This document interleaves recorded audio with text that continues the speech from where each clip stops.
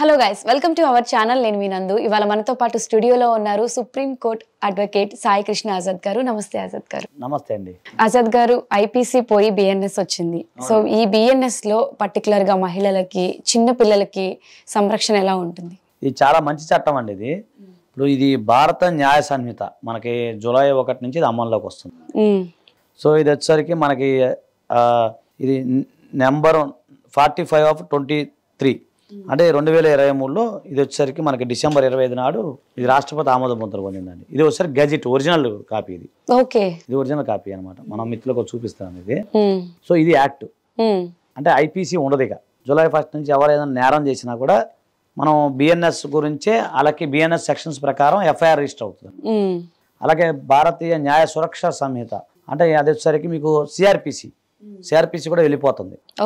అలాగే Indian evidence act కూడా వెళ్ళిపోతుంది. సో భారతీయ సాక్ష్య అధినియం అంటారు. సో దాని ప్రకారం వెళ్తుంది. దీంట్లో వచ్చేసరికి మీకు 358 సెక్షన్స్ ఉన్నాయండి సుమారుగా. సో 12 చాప్టర్స్ ఉన్నాయి. ఇక మీరు అనుకున్న సబ్జెక్ట్లో ఇది చాలా నిజం చెప్పాలంటే చాలా షార్ప్ ఉందండి ఇది. ఎందుకంటే యాక్ట్ కూడా మహిళలకు సంబంధించి మీకు ఇది చాప్టర్ 5లో చెప్పడం జరిగిందండి దీని గురించి. అంటే మీకు ఒరిజినల్ డైరెక్ట్ చూపిస్తున్నాను. ఇదిగోండి చాప్టర్ 5 వచ్చేసరికి మీకు offences against women and child of sexual offences దానికి సంబంధించి సెక్షన్ 63 నుంచి ఉందండి. 63 నుంచి ఇది చెప్పడం జరిగింది అనమాట. సో ఎవరైనా సరే మహిళల పైన అత్యాచారం చేసినా లేదు అత్యాచారానికి ప్రయత్నించినా కూడా ఇది దాదాపు 14 years నుంచి జీవితకాలం జైలు శిక్ష ఉంది ఈ యాక్ట్ ప్రకారం. చాలా పదునైన యాక్ట్ ఇది. ప్రయత్నం చేసినా అత్యాచారం చేసినా కూడా 14 years పక్కా. అలాగే ఇందులో ఒకటి ఏంటంటే ఈ మహిళలకు సంబంధించిన విక్టిమ్కి కూడా నష్టపరిహారం చెల్లించే విధంగా కూడా కోర్టులు తీర్పులు చెప్పే అవకాశం ఉంది.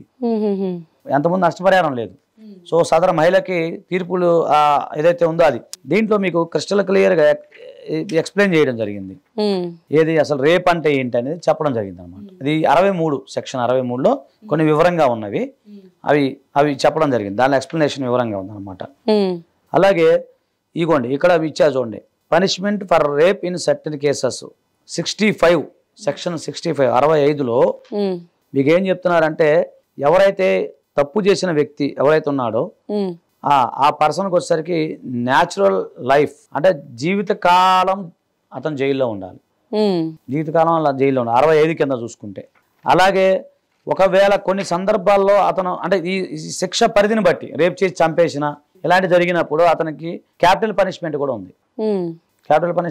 ఉంది. కాబట్టి ఇది కొంచెం చాలా జాగ్రత్తగా ఉందండి. చాలా టైట్ ఉంది సెక్షన్స్. 65, 67 చాలా ఉంది అనమాట. అంటే ప్రీవియస్ కంటే ఇప్పుడు సెక్షన్స్ పెరిగింది కదా, చాలా స్ట్రాంగ్ అయినాయి కదా. అప్పుడు 7 years అట్లా ఉంది, 7 years 14 years ఉంది. ఇప్పుడు డబుల్ అయినట్టే. చాలా జీవితకాలం ఉండాలండి. ఇక్కడ ఇగోండి ఇచ్చారు కదా, who ever commits rape on women under 16 years of age shall be punished with rigorous imprisonment for the term of which shall not be less than 20 years, but which may extend to imprisonment for life, which shall mean imprisonment for life అంటే ఏంటంటే reminder of that person's natural life జీవితకాలం అని అర్థం. And shall also be liable to fine ఎలాగో ఉంటుందండి. అలాగే ఇంకోటి కూడా ఇచ్చారు సబ్సెక్షన్ 2 కింద కూడా ఏమి ఇచ్చారంటే which shall mean be imprisonment for the reminder of that person life natural life with fine or with death కూడా.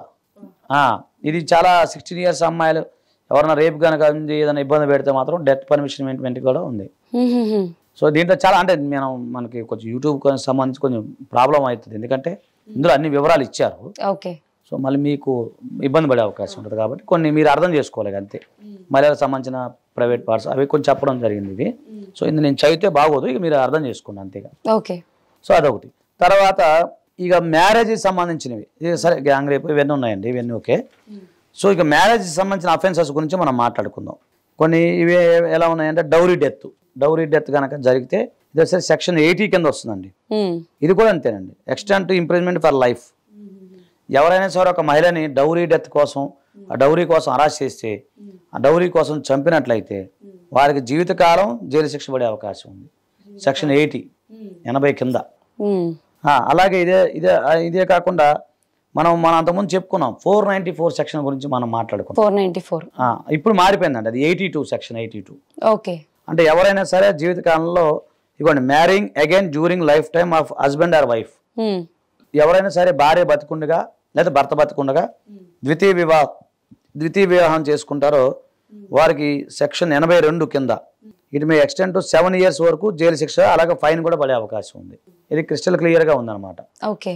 అలాగే ఈ మ్యారేజ్కి సంబంధించినవి, ఈ డౌరీకి సంబంధించిన హరాస్మెంట్ జరుగుతూ ఉంటుంది కదా మేడం, అవును, అది వచ్చేసరికి సెక్షన్ 83 నుంచి 84, 85 వరకు ఉన్నాయన్నమాట.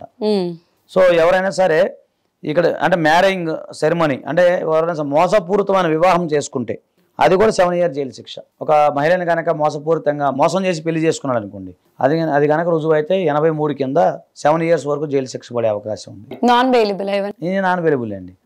అబౌవ్ 7 years అని నాన్ బెయిలబుల్ మొత్తం. ఓకే. సో ఇది వచ్చేసరికి అంటే ఇప్పుడు ఐపీసీ సెక్షన్ లో కూడా ఇవి నాన్ బెయిలబుల్ అంటే ఐపీసీ సెక్షన్ లో కంటే ఎక్కువ ఉన్నాయి ఇవి.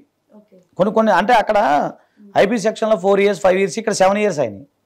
లైఫ్ ఇంప్రిజ్మెంట్ అయింది కదా. అదొకటి. ఇప్పుడు మీకు 498A ఉంది, మనం మాట్లాడతాం ఎక్కువ. అది హస్బెండ్ రిలేటివ్స్ డౌరీ కోసం అరెస్ట్ చేశారని చెప్పి. ఇప్పుడు జనరల్ ఏమవుతుంది, మనం 498A పెట్టమని చెప్తాం. కానీ ఇప్పుడు ఇది లేదండి. ఇప్పుడు వచ్చేసరికి 85 సెక్షన్ 85 ఆఫ్ బిఎన్ఎస్ అనాలి. ఓకే. సో దాని కింద జైలు శిక్ష 3 years వరకు జైలు శిక్ష పడే అవకాశం ఉంది. ఇలా ఇది ఉన్నాయండి. ఇదే కాకుండా ఈ కొన్ని కిడ్నాపింగ్ సంబంధించిన చిన్నపిల్లవి, అలాగే ఈ వ్యభిచారానికి సంబంధించి అంటే ఎవరైనా సరే ఈ ప్రాస్టిట్యూషన్ కోసం పిల్లల్ని కనుక అమ్మినా కొన్నా, అలాగే వాళ్ళని ఎక్స్పోర్ట్ చేసినా, ఇవన్నీ కూడా వస్తాయండి. ఇవన్నీ 98 99 వరకు ఉన్నాయన్నమాట. సో ఇది ఎవరైనా సరికోండి buying child for the purpose of prostitution అలాంటివి చేసిన ఈ మొత్తం 14 years జైలు శిక్ష పడే అవకాశం ఉంది. 10 years నుంచి 14 years వరకు జైలు శిక్ష పడే అవకాశం ఉంది. అంటే వ్యభిచార నిమిత్తం ఎవరన్నా మహిళని మనం బలవంతంగా ఫోర్స్ చేసినా, లేదా చిన్నపిల్లల్ని ప్రాస్టిట్యూషన్ కింద మన వేశ్య గృహానికి తరలించారంటారు కదా, అలాంటి కనుక తరలించడానికి ప్రయత్నం చేసిన, ఒక కొన్న తరలించిన, ఇవన్నీ కూడా మీకు ఇది దాదాపు 10 years నుంచి 14 years వరకు జైలు శిక్ష పడే అవకాశం ఉంది. అలాగే causing miscarriage without women's consent, ఒక మహిళకి అనుమతి లేకుండా ఆ మహిళకు సంబంధించిన మిస్క్యారేజ్ కనుక అయినట్లయితే 10 years వరకు జైలు శిక్ష పడే అవకాశం. ఒక మహిళకు సంబంధించి ఇప్పుడు ఏదైనా రీజనబుల్గా ఒక భర్త ఉన్నాడు, భార్య ఉంది, ఆమెకి తెలియకుండా ఏదైనా మిస్క్యారేజ్ చేసినట్టు ఏదైనా మెడికల్గా ఏదైనా ఇచ్చినా, మెడిసిన్ ఇచ్చినా, లేదా ఇంకేదైనా ప్రయత్నాలు చేశారనుకోండి, దాని ద్వారా సదరు మహిళకి మిస్క్యారేజ్ అయింది అనుకుందాం. సో ఇతనికి 10 years జైలు శిక్ష పడే అవకాశం ఉంది. ఇది సెక్షన్ 89 కింద. ఓకే. సో ఈ చాలా మహిళలకి చాలా అనుకూలంగా ఉన్నాయండి. సో కాబట్టి ఏంటంటే కొద్దిగా జాగ్రత్తగా ఉండాలి. మహిళల పట్ల మనం చాలా వారిని ప్రేమించాలి, గౌరవించాలి. అబ్బాయిలు కొంచెం స్ట్రిక్ట్ గా అంటే సెన్సిటివ్ గా డీసెంట్ గా బిహేవ్ చేయకపోతే చాలా కష్టం అవుతుంది. ఎందుకంటే అంతకుముందు మనం జరిగినాయి కదండి, నిర్భయ ఘటన, తర్వాత ఢిల్లీలో జరిగింది కదా మనకి. సో ఆ ఘటన ఈ ఘటన చూసినప్పుడు మహిళల పైన అత్యాచారాలు జరిగినాయి కదా భారతదేశంలో. అప్పుడు మళ్ళీ మనకి అమెండ్మెంట్ యాక్ట్ వచ్చింది, నిర్భయగా అమెండ్మెంట్ యాక్ట్, అవన్నీ. సో ఆ యాక్ట్ ప్లేస్లో ఇవి రావడం జరిగింది. సో అవన్నీ అవన్నీ రిమూవ్ అయిపోయాయి.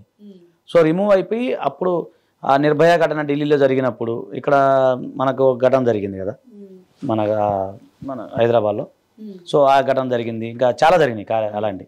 సో అలాంటి జరిగినప్పుడు అప్పుడు ఏంటంటే ప్రపంచవ్యాప్తంగా కూడా భారతదేశం వైపు చూశారు.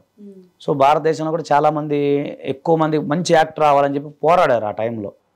దిశ ఇష్యూ, ఇక్కడ దిశ జరిగింది, ఢిల్లీలో నిర్భయ జరిగింది. ఆ ఘటనలో కూడా చాలా మంది పోరాటం జరిగింది. జరిగినప్పుడు అప్పుడు ప్రభుత్వం వారు స్పందించి అమెండ్మెంట్ చేశారు, నిర్భయ యాక్ట్ తీసుకొచ్చారు. సో ఈ కొత్త యాక్ట్లో అవన్నీ వెళ్ళిపోయినాయి, నిర్భయ యాక్ట్, ఐపీసీ అన్ని పోయినాయి. కాబట్టి మహిళలకు సంబంధించి ప్రత్యేక చాప్టర్ ఒకటి తీసుకొచ్చారు. ఆ చాప్టర్ వచ్చేసరికి మీకు చాప్టర్ 5 63 నుంచి 99 వరకు, అంటే సుమారు 40 సెక్షన్స్ మహిళలకు అనుకూలంగా ఉన్నాయన్నమాట.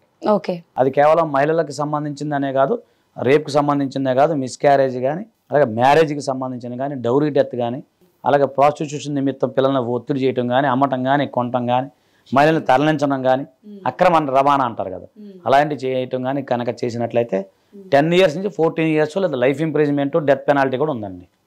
అంత కఠినంగా ఉన్నాయి సెక్షన్స్, చాలా స్ట్రాంగ్ గా ఉన్నాయని చెప్పుకోవాలి. సో తప్పులు చేసే వాళ్ళు కొంచెం ఆలోచించి అలర్ట్ గా ఉండాలి. ఎందుకంటే ఇప్పుడు ప్రీవియస్ సెక్షన్స్ ఏంటి అంటే ప్రూవ్ అవడానికి టైం పట్టేది, జస్టిస్ రావాలంటే ఇయర్స్ కోర్టుల చుట్టూ తిరగాలి. బట్ ఈ సెక్షన్స్ అన్ని ఫాస్ట్ ట్రాక్ కోర్ట్ అండి, ఫాస్ట్ ట్రాక్ కోర్ట్స్ అంటే ఇంప్లిమెంట్ కూడా అంతే చాలా ఫాస్ట్ అయిపోతుంది. ఓకే అజర్ గారు, చాలా మంచి ఇన్ఫర్మేషన్ చెప్పారు. Thank you so much. Thank you అండి. అండ్ సార్తో మీరు మాట్లాడాలనుకున్నా, ఆయనతో ఏదైనా ప్రాబ్లం గురించి చెప్పాలి అనుకున్నా కూడా కింద స్క్రీన్ పైన సార్ నెంబర్ స్క్రోల్ అవుతూ ఉంటుంది. మీరు ఆయనకి కాల్ చేసి ఆయన హెల్ప్ కావాలంటే కూడా తీసుకోవచ్చు.